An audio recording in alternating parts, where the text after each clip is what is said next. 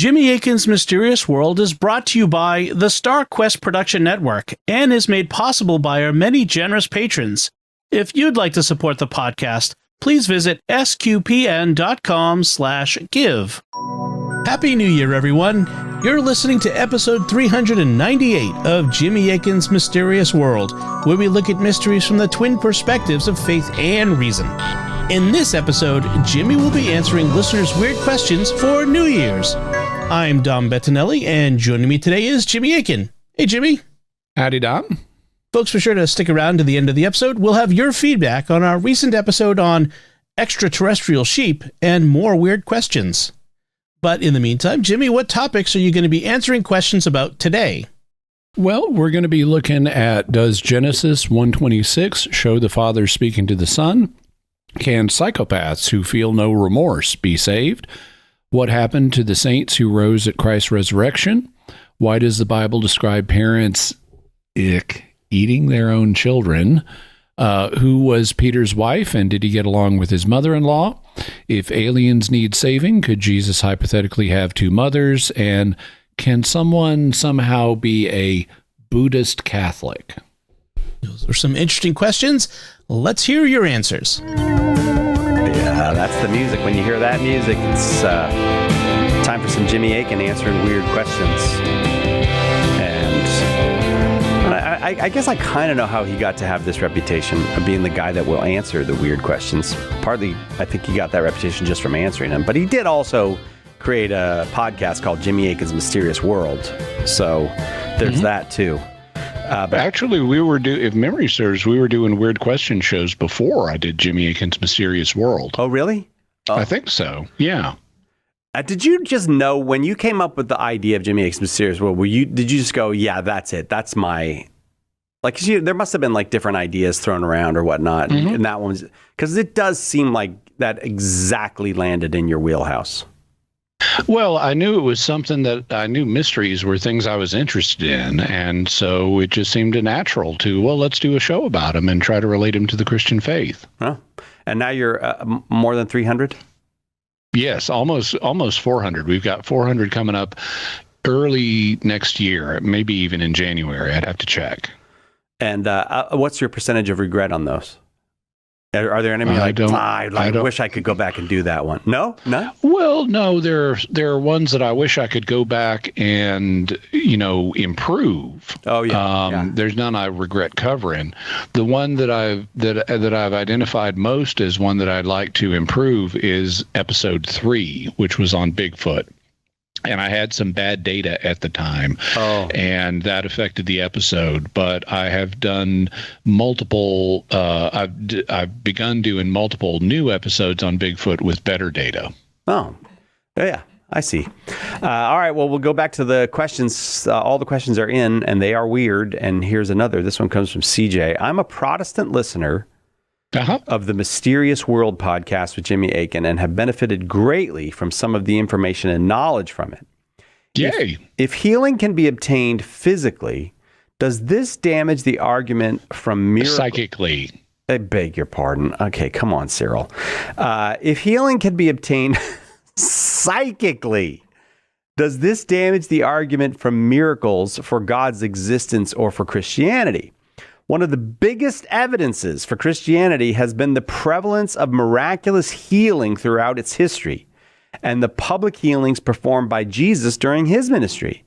But could one theorize that he was just operating with psychic healing and that these healings through church history too were not necessarily divine in origin? Or is there some significant difference in psychic healing and divine healing that helps us differentiate from an evidential perspective? Again, thanks for the hard work and high quality episodes. Yeah, so this question is one that I think tends to occur to folks because of the, what's the right way to say it? Because of the largely secular approach that our society takes to things. We're living after the Enlightenment era, which really injected secularism into our culture in a big way, that kind of undid a lot of people's appreciation of the supernatural world around us. That's something that's new, thinking in human history, thinking about, everything is just natural laws. And maybe there's not a God who's behind things. Now, people of faith still carve out a special role for God, and there are good philosophical reasons for that. But they do tend to assume that other than that special limited role that God has, and Christians tend to confine that to Christianity, they tend to think of everything else as non-supernatural. But that's a new way of looking at it. And actually, the early Christians did not have that perspective. The early Christians recognized that there are spirits out there, and there are spirits out there besides God. So the early Christians didn't automatically dismiss it if someone said, Apollo healed me, or Zeus healed me, or things like that. They might say, well, your Zeus spirit or your Apollo spirit is deceiving you, but they wouldn't say he didn't heal you. So actually, from its dawn, Christianity was open to the idea of there are other things out there besides God that can heal you. It's not just God who can do this. But the Christian argument was that we have better evidence for Christianity than for these other religions. Because if you look at what's said about God, about Zeus and Apollo and so forth, they're morally inferior to God. Also, they can't be. You look at their biographies as gods, and they're not the creator. They're not the ultimate God. They're some lesser entity. Mm-hmm. And then we have the resurrection of Jesus to prove he's the son of the creator. So, and that's bigger than other miracles. I mean, you think about healing miracles. Well, okay, those are nice and they're good. But getting healed from being dead and coming back in a glorious form that can walk through walls and stuff like that, that's kind of a bigger miracle, especially when it happens in conjunction with prophecy. God said this was going to happen, and then it did. That gives you pretty strong reason to believe in the Christian God. So Christianity has always been open to the idea of there being other things that can heal you. But the Christianity still has better arguments than other religions. Now, everything I've just said deals with Christianity and other religions. But what CJ is asking about is psychic ability, healing, psychic healing. And this is an idea that has received focus in the 19th and 20th century with the development of the science of parapsychology, which studies psychic functioning.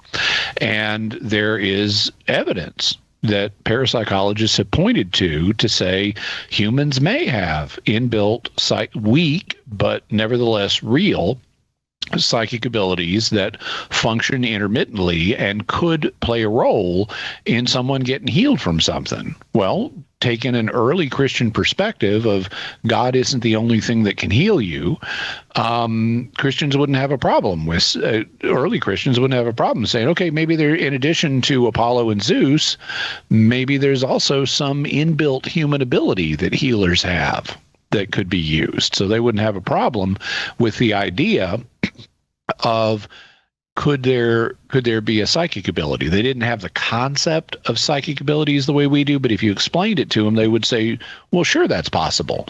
The question would be, can you then differentiate it from healings that are done in religious context? So can you tell the difference between when God is healing someone or when God is involved in a healing and when it's just being done through this natural human ability? Well, just like Christians could differentiate between the miracles performed by the true God and the weaker miracles, like the resurrection, and the weaker miracles performed by Zeus and Apollo, the Christians would say, sure, we can try to figure out ways to distinguish these psychic healings from genuine divine miracles. And in fact, Christians have explored that question down through the centuries. A notable moment in that was a publication by a cardinal in the 1600s named Prospero Lambertini. He was later elected as Pope Benedict XIV. So not the 16th, the one we just had, but the 14th. And he had been part of the congregation at the Vatican that looked at canonizing saints, and he wrote a 4-volume set about the evidences that can be used in considering a saint for canonization. And he was open to the possibility of what today we would call psychic functioning. And he actually set out criteria for distinguishing something that might be done by a medical cause or a psychic cause from a divine cause. And basically, the criteria were, if you want to certify that this was genuinely divine, you need to jack it up to do things, to show it did things that natural abilities are not reported to do. So like to rule out a normal medical cause, you needed to show there's no normal medical cure for this. And to show it wasn't just someone's psychic abilities doing it, it needs to like be instantaneous healing, because psychic abilities don't tend to produce instantaneous healings. Also, it needs to be a complete healing, and it needs to not return. Well, psychic abilities tend to be, you notice how I said the evidence that parapsychologists have for them indicates that these weak, unreliable abilities may exist. Okay, healing is one of those, but weak and unreliable are the important words. So if someone was able to do a healing on demand in conjunction with the intercession of a saint, you pray to the saint, you ask, please pray for my loved one here who's sick, and bang, they instantly get better. Okay, you've got evidence that the saint really was involved, or in the case of Jesus's healings, if Jesus says, I'm going to heal you now, and then he does, okay, that's evidence, and the person is healed completely and permanently. That's evidence that psychic function intends not to produce. And so you can distinguish a divine action in this case from a natural action of the same kind. I recently was writing about this. In fact, this is coming up in a couple of weeks on Mysterious World. I'm looking at a case of a man from Tennessee named John Hendricks, who he was Protestant, and he gave prophecies. And as you'll hear about in that episode, he predicted in the early 20th century some things that were not going to happen for 30 years. Well, okay, when I look at this from the faith perspective, I say it looks to me like John Hendricks had private revelation, because even though there is parapsychological evidence for some precognition in human beings, the evidence we have points to it operating on the scale of a few seconds to a few days, not 30 years later. And so if John Hendricks is making accurate precognitive predictions that weren't fulfilled for 30 years, that suggests something more than just normal human precognition. It suggests that God was involved in this. And in the same way, if someone is healed in a way that goes beyond what normal human psychic healers can do, that would suggest God is involved, and it wasn't just normal human psychic ability. So I think there are ways to distinguish these, and the so-called Lambertini criteria that were developed by the future Pope Benedict XIV are a good guide to some of that. And I hope that helps, CJ. I hope so too, CJ. Thank you very much for the question. We got to take a break. Right back with more weird questions for Jimmy Akin on Catholic Answers Live. Welcome back. Catholic Answers Live. Jimmy Akin here, having some fun on a Friday afternoon. At least it's a Friday afternoon where I am. Maybe where you are, it's a Friday evening, or maybe even a Saturday morning. If our listeners in the Philippines, good morning. Happy Saturday morning to you. We got a bunch more weird questions for Jimmy to come. This one comes from Michael. Does your claim on Genesis chapter 1, verse 26 contradict this? Whosoever shall say that let us make man, Genesis 1:26, was not said by the Father to the Son, but by God to himself, be he anathema. I don't know what he's... Okay, so I should clarify what Michael's asking about. Okay. First off, let's read Genesis 1:26. This is the verse that says, "Then God said, let us make mankind, or man, in our image, in our likeness, so that they may rule over the fish of the sea and the birds of the sky, over the livestock and all the wild animals, and over all the creatures that move along the ground." The question is, who is God talking to when he says, let us do this? And there are a number of possibilities that have been proposed. One of them is that this is one of the members of the Trinity, like the Father, talking to the other two members of the Trinity. Another is that God's talking to himself. A third is that God is talking to his divine council, the group of spirits in the spirit world that God associates with him. And we see this divine council at various places in Scripture, like, for example, in the book of Job. The book opens with a framing narrative in which we're up in heaven and God comes in, and then all of these so-called sons of God come in. And these are high-ranking angelic creatures that serve as part of God's heavenly court. And so the third idea is that God was talking to the divine council. Okay, so the question then is, does my claim contradict this other statement? My claim, so let's be clear on what my claim is. My claim is that God is talking to the divine council, and he's doing it in a way that it's sometimes called an associative we that he's using. And that means he's associating other people with his actions, even though he's planning on doing it all himself. Yeah. It's like if I'm planning on buying let's say you and I are going out for dinner, Si, and I plan on paying this time. Yeah. And I say, let's get pizza.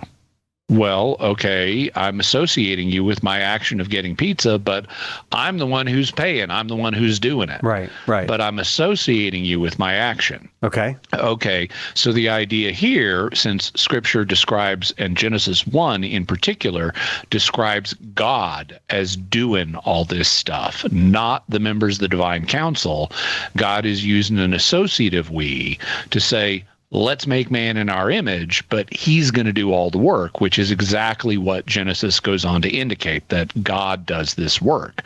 And I think that is the logical interpretation of the passage, because that's what it would have meant to the original audience. You always start with, in interpreting a text, with what would it have meant to the original audience. Well, the Trinity had not been revealed at this point, so the original audience would not have understood this as the Father speaking to the Son. And since it uses a we, they wouldn't have understood, which is plural, they wouldn't have understood it as God speaking to himself.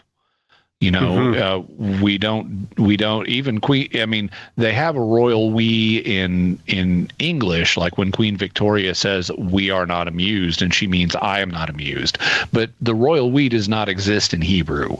Okay. We means we in Hebrew. And so that would indicate God is talking to someone other than just himself.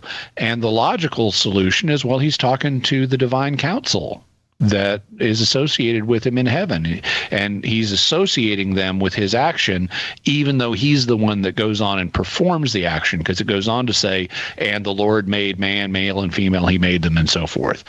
Or God made man. So that's my claim. Now let's look at the thing it is purported to contradict. It's a quotation that says, "Whosoever shall say that let us make man was not said by the Father to the Son, but to God himself, be he anathema," or let him be anathema. Does my claim contradict that?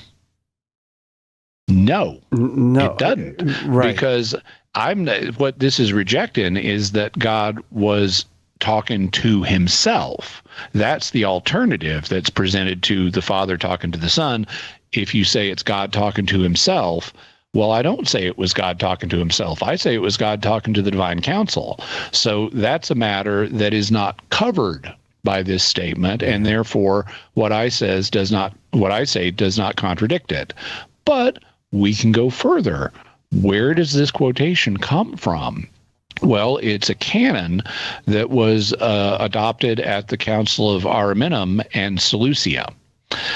Psychelet, drawing on your vast knowledge of the history of ecumenical councils. Lay it on me. I got this. Are the councils of Ariminum and Seleucia among the 21 ecumenical councils that have been held? They are not. They are not. That is correct. So these are non-ecumenical councils. They are not capable of speaking infallibly, and they consequently do not have authority today, and provisions like this from them are later disregarded and superseded. So not only does what I claim not contradict this canon has no authority today. Michael, thank you for the question. On we go. Jorge wants to know this. So I hear a lot about psychopathic serial killers. Where are you hanging out, Jorge? He may be a true crime aficionado. There are lots of true crime podcasts about stuff like this. All right. So again, Jorge says, so I hear a lot about psychopathic serial killers. These people. Qu'est-ce que c'est? These people. There's a little Talking Heads reference for those of you who weren't alive in the 80s. These people seem to lack empathy, don't feel remorse of any kind for the brutality they subject others to, and are impulsive. Without an ability to experience remorse for grave sins, are they incapable of being saved? How can we reconcile the gospel of Jesus Christ with such people? Okay, so answering the question shortly and directly, because I can see we got the hard break coming up. Well, the Second Vatican Council teaches that this is in This is not in Lumen Gentium. It's in Gaudium et Spes. Specifically, it's Gaudium et Spes 22. It says that God has ways of making it possible for every human being to be associated with the Paschal mystery, by which they mean the saving mystery of Jesus Christ. So God gives every human the possibility of being saved, even if it's in a mysterious way that we can't perceive. So if someone has psychopathy, and that psychopathy has been great enough to lead them to serially kill people, well, that's a real burden, and that is they've committed grave acts of murder, but that doesn't mean they're unforgivable. They, number one, are dealing with a very serious mental condition, and that mental condition, namely their lack of empathy, which is what psychopathy is, their lack of empathy may mean they're not fully responsible for their actions, because one of the things you need is the ability to decide freely as a human action, as a morally responsible human action, to commit a particular sin. And these people have a psychological inability that deprives them of a substantial measure of the ability to freely consent. So they may not be fully responsible. But even if they are, God can still make salvation possible for them. So he may be able to reach them he is able to reach them on some deep level, even if it doesn't result in a visible change in their behavior. He can provide opportunities for them to repent of what they've done, even if it's on some deep level that doesn't manifest consciously. And that includes reaching them in their dying moments. You know, as the body is breaking down and the soul is starting to shake loose from the fetters of the body, there's a lot of reports of people having encounters with God and things like that, where they're, for example, given insight on their lives and able to say, man, did I mess up? So, you know, they even talk about this is a known stage in near-death experiences of having a life review, where you review everything you did and get an evaluation of it, where you yourself are evaluating what you did can say, man, I messed up there. So if you have a life review and this is just a near-death experience, the person is in the process of dying, and they conclude, wow, all those people I killed, that was horrible. I'm so ashamed. Well, that may be the kind of repentance they need before their death becomes full and final. And maybe that's one of the ways that God reaches people like this. Jorge, thank you very much for the question about psychopathic serial killers that you spend a lot of time thinking about. I wonder if Jorge can face up to the facts, or if he's tense and nervous and can't relax. Ask David Byrne. Jorge, thanks for the question. We're going to take a very quick break and be right back with more weird questions for Jimmy Akin. We'd like to take a moment to thank our patrons who make this show possible, including Martin G., Sean F., John C., and Patrick. Their generous donations at sqpn.com/give make it possible for us to continue Jimmy Akin's Mysterious World and all the shows at StarQuest. More than 90% of our financial support comes from individual donors like you, and you can join them by visiting sqpn.com/give. Jimmy Akin's Mysterious World is also brought to you by the debut novel Holy Terror by John R. Doherty. Holy Terror is a gripping supernatural thriller where horrific crimes reveal an invisible war between good and evil. As justice is delivered through mysterious, otherworldly means, detectives and agents uncover a force far greater than themselves. Holy Terror is a bold blend of crime, faith, and the paranormal. You can find author John R. Doherty at johnrdoherty.com. And for those who enjoy audiobooks, Holy Terror is also available on audible.com. Subscribers to John's email list can receive a free copy of the Bible Study Guide Companion at authorjohnrdoherty.com/subscribe. You can find both links in the show notes for this episode on our website. Jimmy Akin's Mysterious World is also brought to you in part by Rosary Army, featuring award-winning Catholic podcasts, rosary resources, videos, and the School of Mary online community, prayer, and learning platform. Learn how to make them, pray them, and give them away while growing in your faith at rosaryarmy.com and schoolofmary.com. This week is Sticker Week at StarQuest. We're mailing out our first batch of signed Mysterious World stickers to our newest patrons. Each month, we produce more than 50 hours of content that explores modern culture through the lens of faith and reason, and that's only possible because of the generosity of our patrons. There's still time to join before our Advent campaign ends at Epiphany. When you become a monthly patron at $10 or more, or increase your given by $10, your gift will be matched up to $15,000, doubling your impact. And if you're among the first 400, you'll receive a Mysterious World sticker signed by Dom Bettinelli and me. Visit sqpn.com/give to become a patron today. Thank you.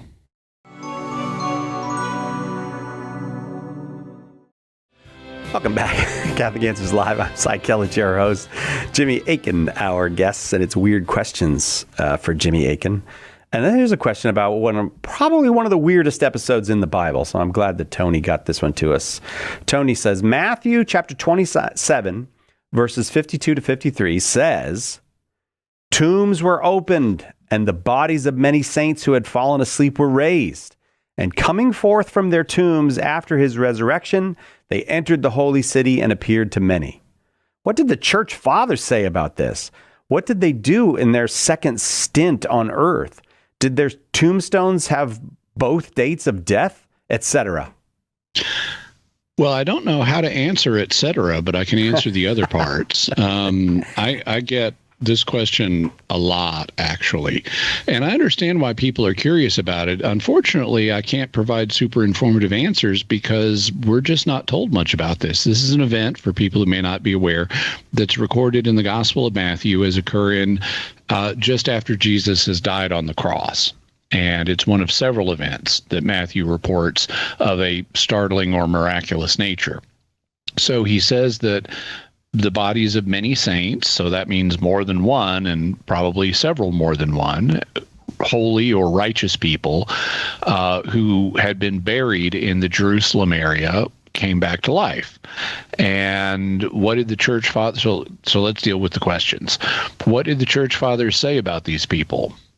Almost nothing. If you check early patristic sources on this, and I have, there's almost no discussion, and they don't provide any additional information, really. There are actually commentaries, like, for example, the Ancient Christian Commentary, which is a commentary on the Bible made up of passages from the church fathers where they talk about the passage in question. So you can look up Matthew 27 and see exactly what church fathers had to say about different parts of Matthew 27, and here they say almost nothing and don't really have any additional substantial insight into this. It's just something that Matthew reports. What did they do in their second stint on this earth? Well, according to Matthew, they entered the holy city and appeared to many, and that's all we're told. So that's all we can say. We don't know anything else they may have done. I mean, they could have gone out for sushi, but there probably weren't that many sushi restaurants in Jerusalem at the time, and we don't know that they went to one. Did their tombstones list both dates of death? Well, that assumes they died again. Maybe they didn't. Maybe they were assumed into heaven. But assuming they did die again, did their tombstones list both dates of death? This is one we can answer. No, because they didn't have tombstones. The way burial worked in Jerusalem and its environ was, if you were poor, you would be buried in the ground. But if you were wealthy, and this would likely be a lot of these people, so they're not like clawing their way up from the earth, hands sticking out of the dirt. They would have been buried in tombs, particularly cave tombs. What they would do is you would die, and then they would put your body in a kind of a niche or bench in a cave tomb and seal it up and wait a year. And during that year, your body would decay to basically just the bones. Then they'd come back, they'd clean off the bones, and then they'd put them in a box known as an ossuary, which basically means bone box. And that would be your long-term storage. Now, we have found some ossuaries that have inscriptions on them that will say who was interred in the ossuary. Like, for example, we've actually found the ossuary of Joseph Caiaphas, the high priest who tried Jesus. But most ossuaries, number one, they tend to have multiple people stored in an ossuary, multiple bones for multiple people. But also, most ossuaries do not have these inscriptions. They didn't record names, much less did they record birth and death dates. In fact, a lot of cultures in this part of the world didn't really keep track of how old precisely people were. They didn't celebrate birthdays the way we do, and so they didn't keep rigorous track of it. It just wasn't something that they were that interested in. So at least this one, I can give you a pretty confident answer of no, their tombstones did not list both dates of death. Thank you very much for the question. It's interesting to me that the fathers didn't have much to say about that, Jimmy. They just took it at face value. Yeah, they didn't have any more information than we do about this. All right, let's go to Wayne. Wayne wants to know this. In 1 Samuel and 2 Kings, there are descriptions of men killing their own babies and eating them. What is that all about? Well, I'm not recalling off the top of my head a passage where men kill their own babies, but I do know that there are passages that record cannibalism.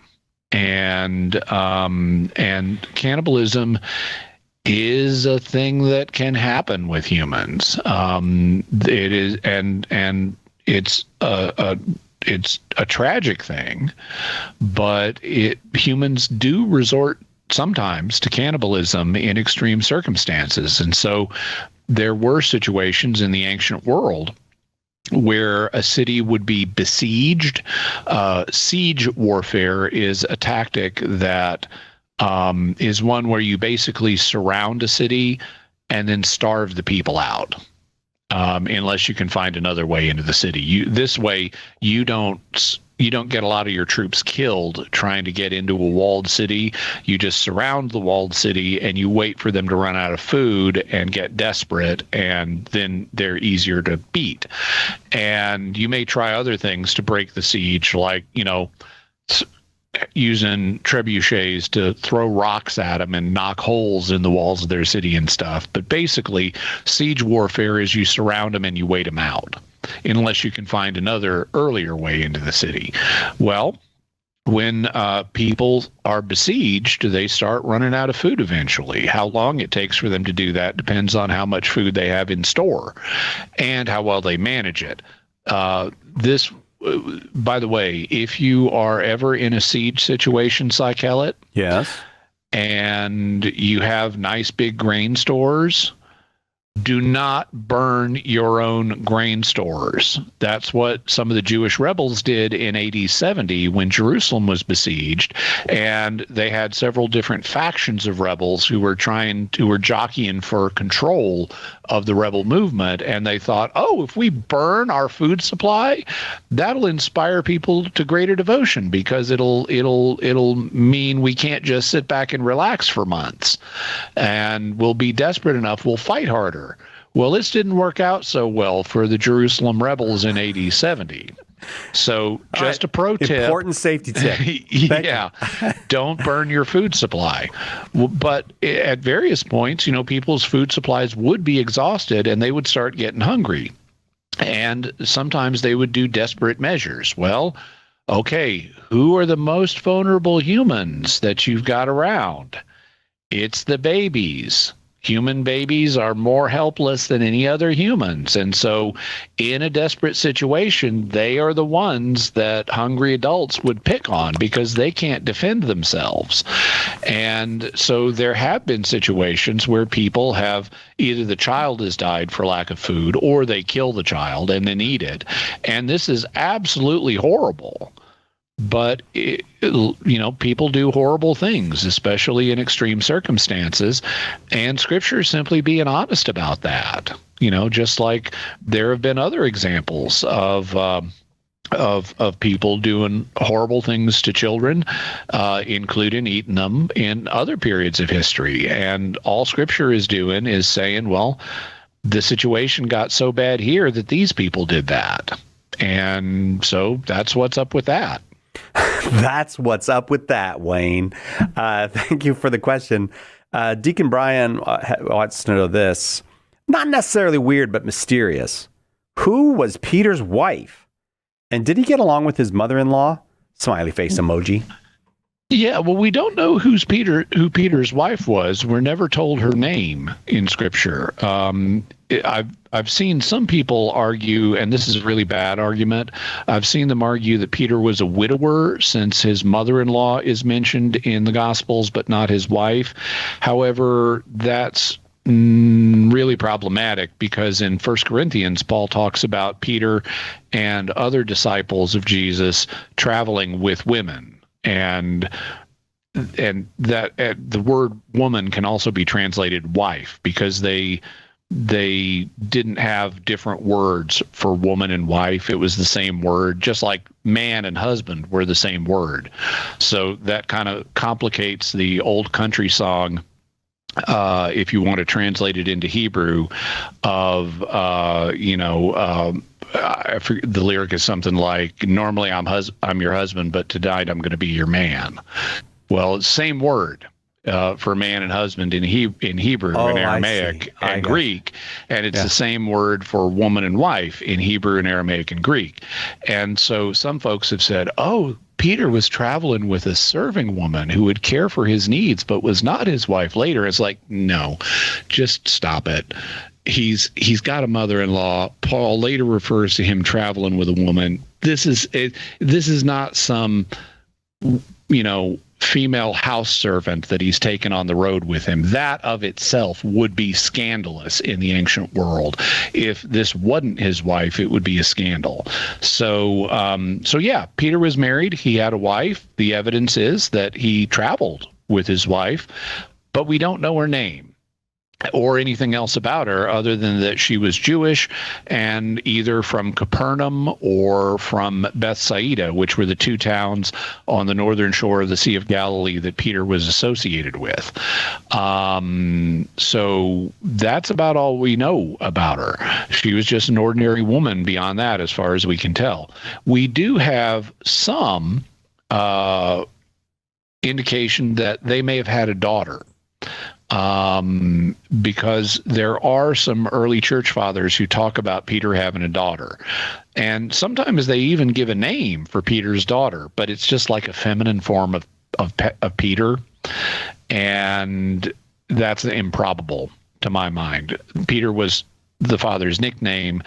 The daughter would have probably been born before Peter started active ministry with Jesus and started traveling everywhere. So I find it very improbable that if they had a daughter, that her name would have just been a female variation on Peter.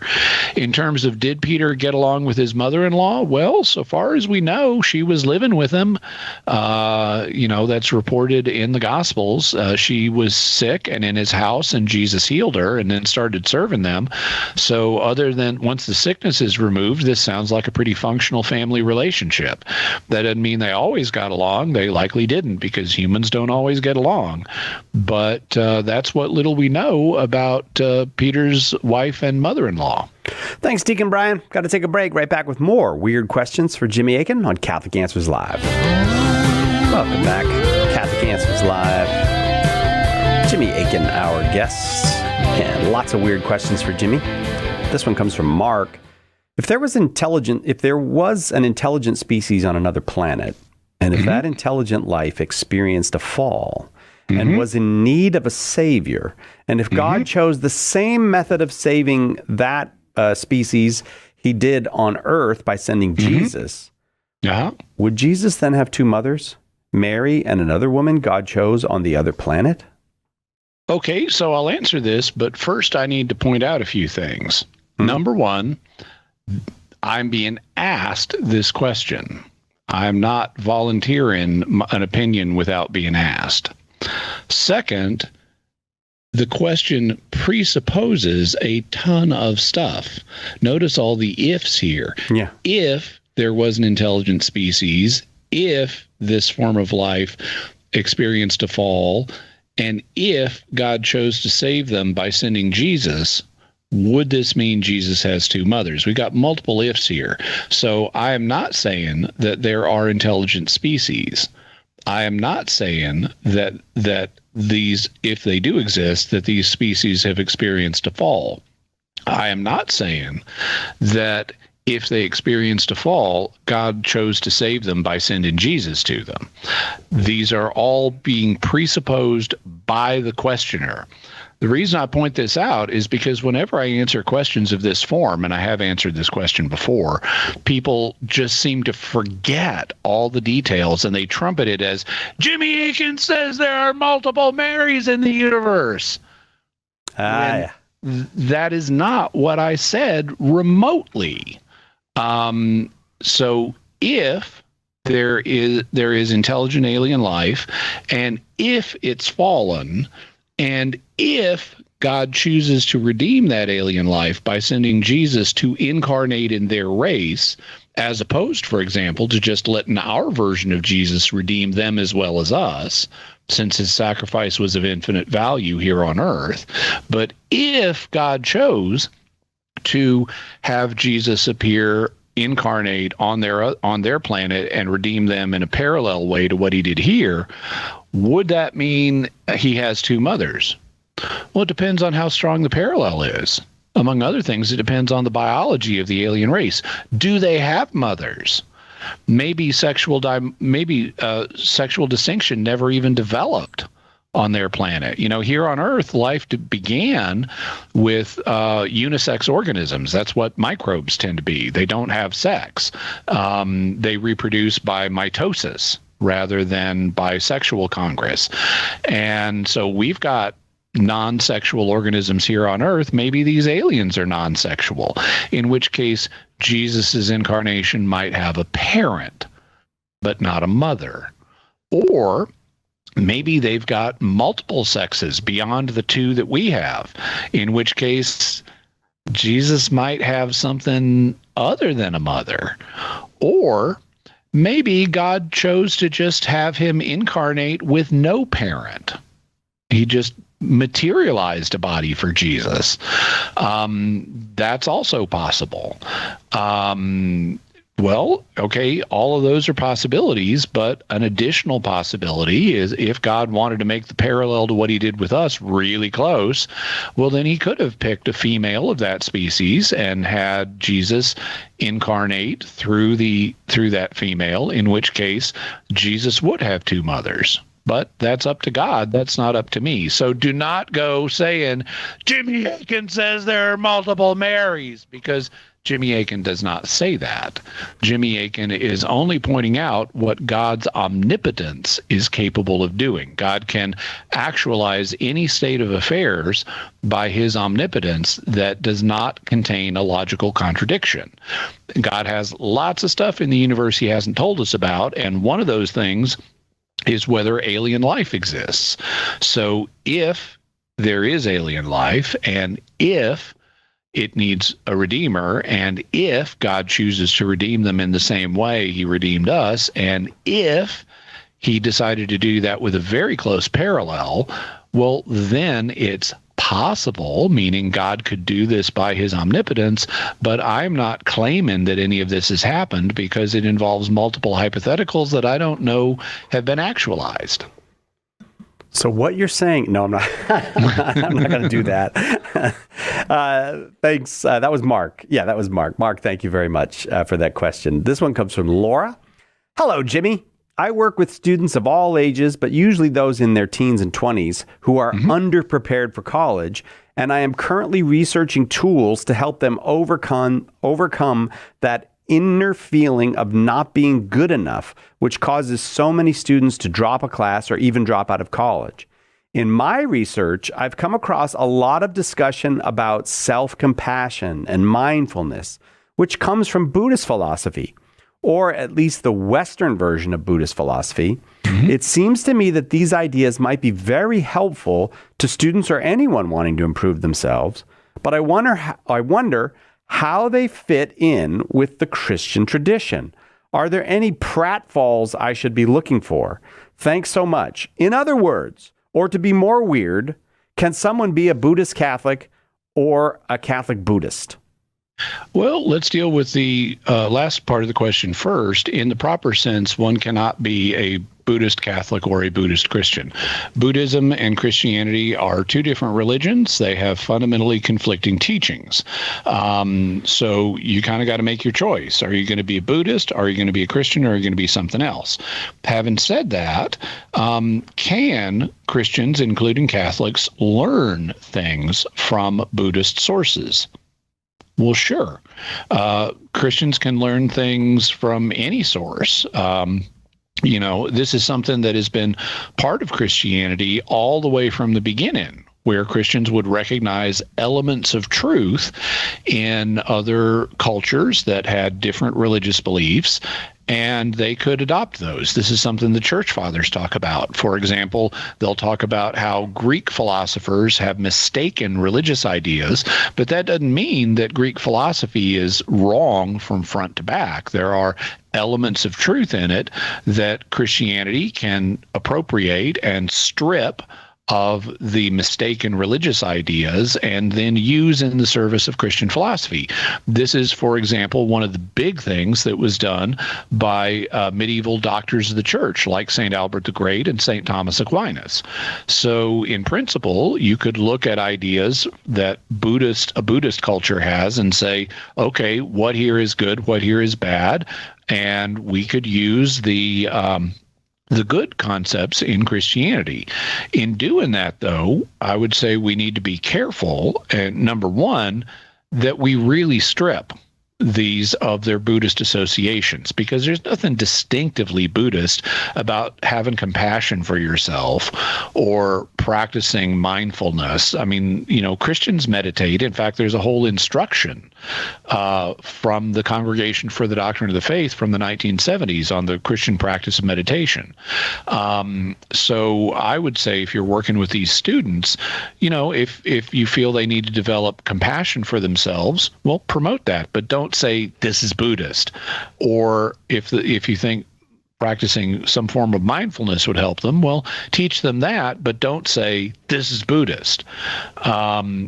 Use it for what it is, a neutral idea that could be used by people of many different religious faiths. But in addition to how you present it as a neutral idea, there's also another thing that needs to be taken into account as part of the purification process. And that is, does it actually work? Because a number of years ago, mindfulness meditation became a big thing here in the West, and there were loads of programs that got started using it, and there was no scientific evidence backing it up. And later, when people started doing studies on mindfulness meditation, they started questioning and uncovering evidence saying, hey, this can actually cause problems for some people. It's not necessary, just because it's the big buzzword right now, doesn't mean, and it might sound superficially plausible as a way to help people. We need to look at the results and see, does it actually help people in practice? And I remember reading articles, secular articles, these were not Christian articles, but secular articles saying, hey, hold on this mindfulness stuff, we've got some reasons to question it. It looks like it may not just be a good that we can recommend to everybody. So I would say, as part of the purification process of these ideas, in addition to not presenting them as a religious idea, but as a neutral idea that can be used by people of different religions, we also need to look at the evidence and say, does this suggest that this practice would be helpful for these people? Because some practices are helpful for some people and some practices are helpful for other people, but not for everybody. So just like a doctor diagnosing, is this an appropriate treatment for you, you would need to discern, will this help these particular children that I'm dealing with? So in principle, there are things here that can be used, but I would strip them of the original Buddhist context, and I would also do research to find out, will they actually help the children I'm trying to help? Because helping the children is the ultimate goal here. And I hope that helps, Laura. Laura, thank you. That'll do it for us, Laura, and appreciate you bringing your not entirely weird question. I see you tried to make it as weird as you could, but that seemed like a pretty straightforward question, and I'm very glad you asked it. If you've got weird questions, do your very best to get them to Jimmy Akin. He'll do his best to answer them, and we'll enjoy the weird question episodes when they come.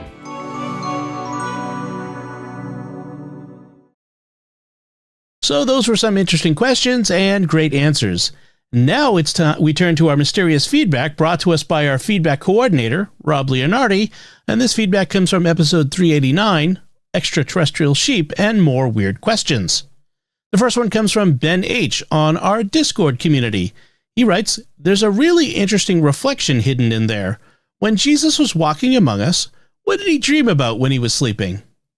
Well, we don't know because Scripture didn't tell us, but it's obviously certainly possible that he was having visions of God, at least during some of his dreams, because we know other prophets who weren't even the Son of God had visions in their dreams. So it's possible that happened with Jesus. It's also possible, because he was fully man, that he had the kinds of dreams that an ordinary man would have too. And we'll be talking about what science has revealed about dreaming in a future episode, and why we have the different kinds of dreams we do. So that may shed some light. They would have been in a different cultural context, but that may shed some light on at least the general types of dreams that Jesus would have had as a result of his human nature. Right. Our next question also comes from our Discord community. One Eek writes, I think Jimmy's wrong about the priest/abbot giving priestly ordination. I read about some cases, but they always have been about just diaconate ordinations. Yeah, well, I appreciate you, fact checking me or endeavoring to do so. But I'm actually not wrong.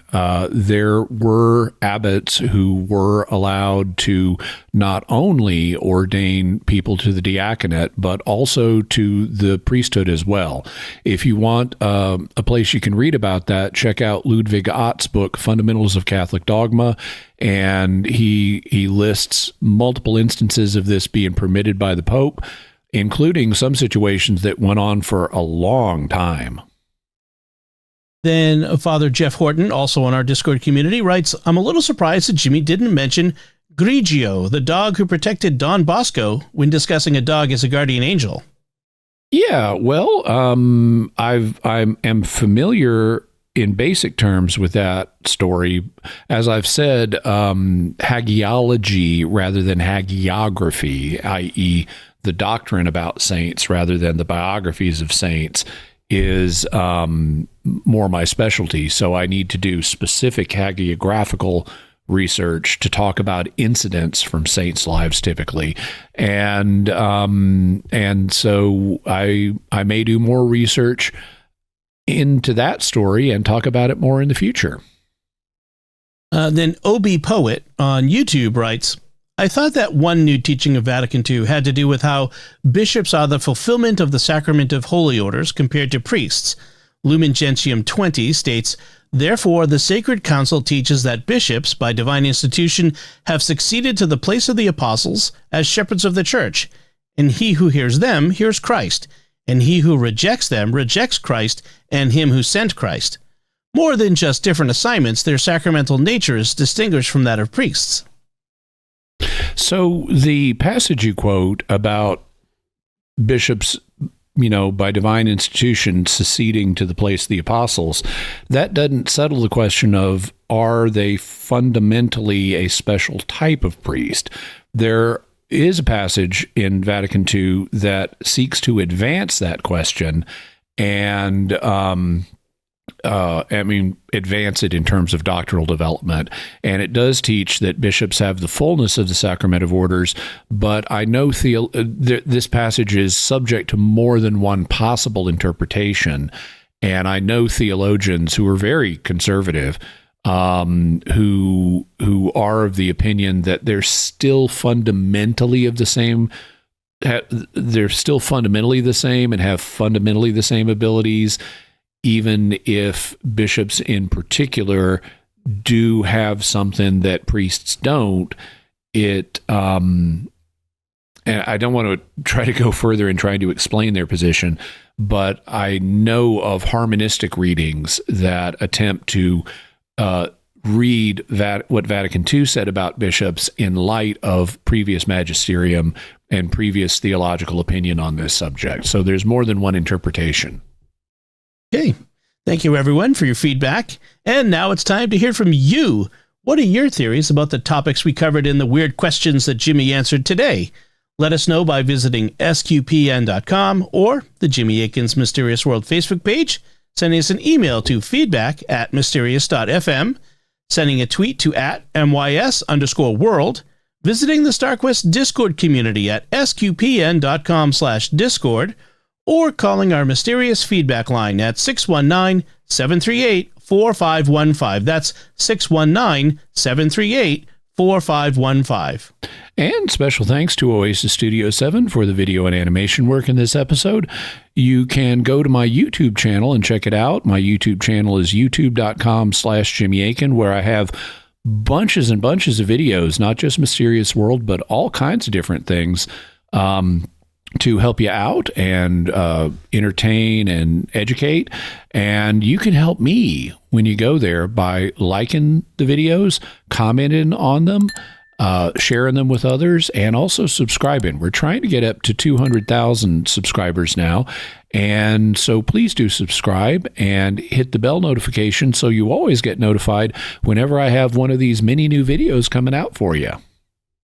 So, Jimmy, what's our next episode going to be about? Well, it's not 100% certain because we're recording this in November and I haven't yet written the script for the second week of January. But my plan is to talk about animal after death communications. There has, just like after death communications happen when you see your loved ones who are human, they're also reported with animals, and recently there have been some scientific studies of these experiences, and so the plan is we're going to talk about animal after-death communication and the evidence concerning them. Very good. Be sure to check out the Mysterious World bookstore at mysteriousworldstore.com for links to all the books and videos that Jimmy mentions in the show. Get your very own Mysterious World t-shirt, mug, and more in our merchandise shop at sqpn.com/merch. You can find links to Jimmy's resources from our discussion on our show notes at mysterious.fm/398. And remember, to help us continue to produce the podcast, please visit sqpn.com/give. Jimmy Akin's Mysterious World is also brought to you in part by The Grady Group, a Catholic company bringing financial clarity to their clients across the United States, using safe money options to produce reasonable rates of return for their clients. Learn more at GradyGroupInc.com. Until next time, Jimmy Akin, thank you for exploring with us our mysterious world. Thanks, Dom, and Happy New Year. And once again, I'm Dom Bettinelli. Thank you for listening to Jimmy Akin's Mysterious World on StarQuest.